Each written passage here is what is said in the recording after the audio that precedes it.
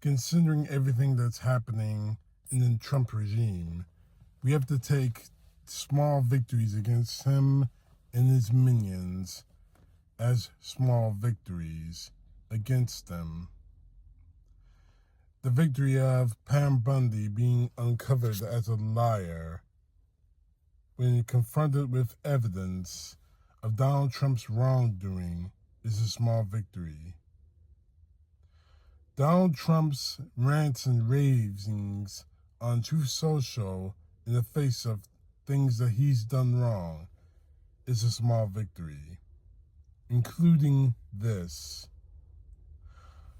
Lost in the bliss of the bullshit that went on in Capitol Hill with Pam Bundy testifying before the House Judiciary Committee, earlier this week, we received word that a grand jury convened in Washington, D.C. did not return indictments on the seditious six, as Donald Trump calls them. The 6 members of the Senate and Congress who released the video earlier last year telling members of the United States military they have the duty to disobey illegal orders under the United States Constitution and the Uniform Code of Military Justice. Now, you remember that Donald Trump called it seditious. They should be put in prison. They should go to trial. They should be shot, as he shared posts from Truth Social.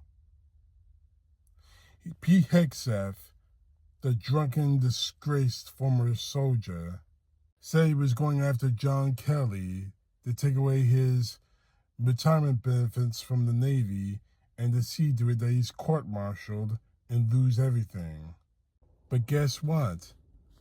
The grand jury convened and did not return any indictments because the grand jury understands and knows that what these 6 members of Congress and the Senate said was not dangerous. It was not telling American soldiers to rise up and turn their weapons on American citizens. That is the definition of sedition.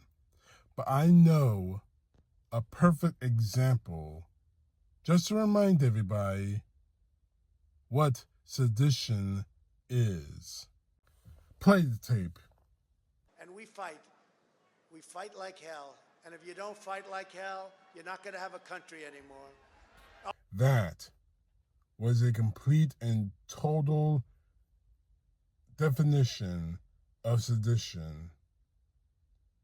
Trump's speech on January 6, 2021 was a complete and total definition of sedition. With those 6 members of the Senate and the House, that was not sedition. And, of course, the grand jury convened in D.C. saw that.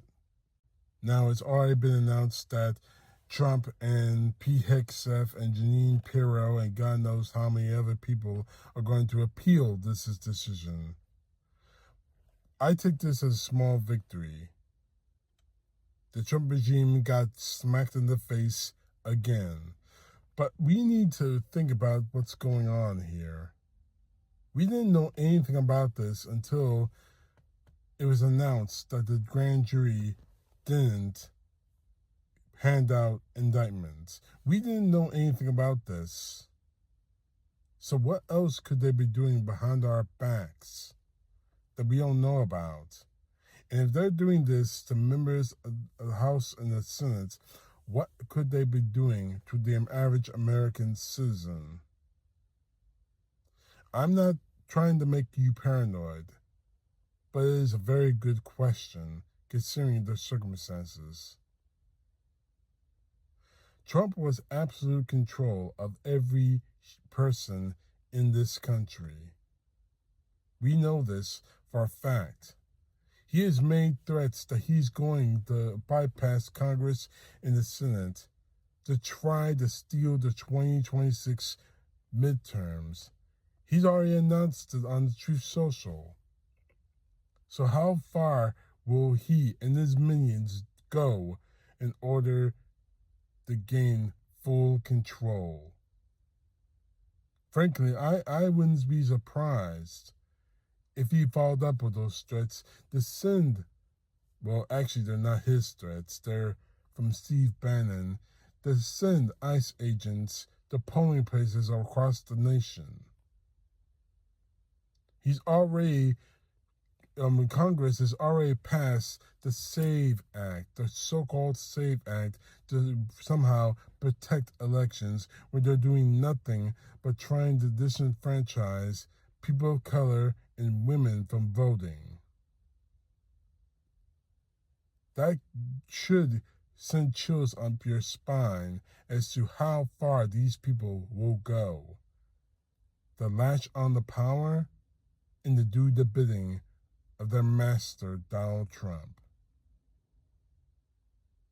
The way I see it, and the way it should be shown in this country, is that every day that Donald Trump loses, he becomes more and more and more dangerous, and possibly even more dangerous than that.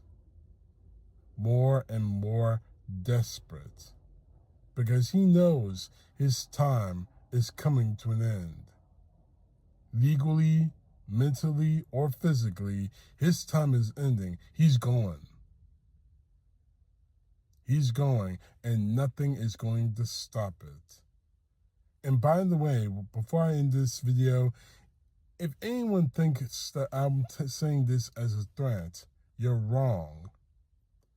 You see, it won't be the Republicans in the Congress and Senate that do him in. No, no, no, no. It won't be another fake assassination attempt like we saw before the election. No, no, no, no.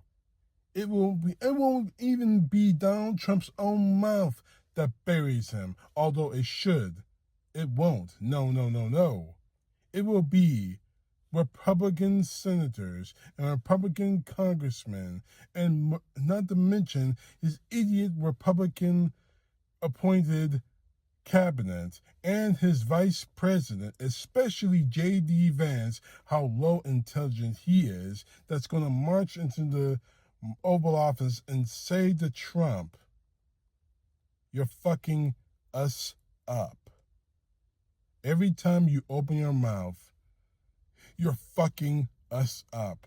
In the same way that Republicans walked into the Oval Office when Nixon was president and said, "You're messing this up for us. Either you resign or we will impeach you." And of course, Nixon took the coward's way out. He resigned from office. The point blank period of this is, we're not the ones who are going to take out Donald Trump. No, no, no, no. He's going to do it all by himself. And the Republicans are going to do the work. But we need to do the work to remain vigilant, because they know, all of them, Trump, Vance, Hegseth, Pirro, all of them, and especially Pam Bundy and Kristi Noem, all of them know their time is coming to an end. They're going.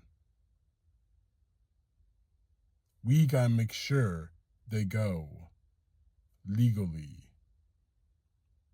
To drag them in front of a Senate hearing or a courtroom, just like Pam Bundy was, and blast them all with the truth.